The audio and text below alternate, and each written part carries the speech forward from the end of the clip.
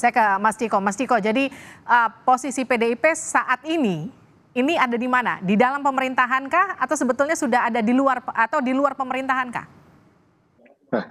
Kalau kita bicara fundamental tentang demokrasi, ya kita berada di pemerintahan. Karena kan trias politika ya, ada parlemen, ada yudikatif, ada juga eksekutif. Ya, pasti kita.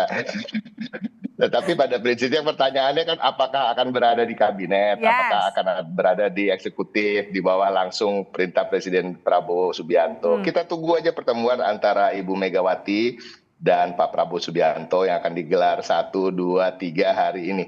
Ya memang sisa 3 hari ya sebelum pelantikan. Wartawan juga sudah tidak sabar menunggu. Kami pun juga begitu juga banyak rakyat Indonesia menunggu itu. Tapi pada prinsipnya gini, itu besides the point.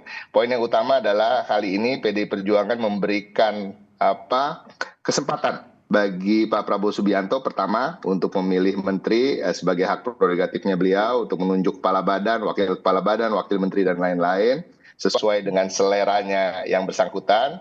Yang kedua, kami seperti juga rakyat Indonesia kebanyakan bahkan mayoritas dan keseluruhannya menginginkan pemerintahan ini sukses kok ke depannya. Tetapi artinya kita bisa dalam posisi mengawal kebijakan 100% atau kita bisa menjadi mitra yang kritis. Mitra yang kritis ini kan bisa tidak harus berada di kabinet, tapi kemarin juga di alat-alat kelengkapan dewan yang baru saja disahkan, ketua DPR, ketua MPR, sebenarnya kan sudah ada komunikasi, seakan-akan juga memberikan ruang bagi PDI Perjuangan untuk mengawal pemerintahan ini, baik di kebijakan yang menurut kami berpihak pada rakyat, tapi kami juga akan sangat keras dan kritis dan juga memberikan solusi yang alternatif apabila memang ada kebijakan yang kami rasa mencederai hati rakyat.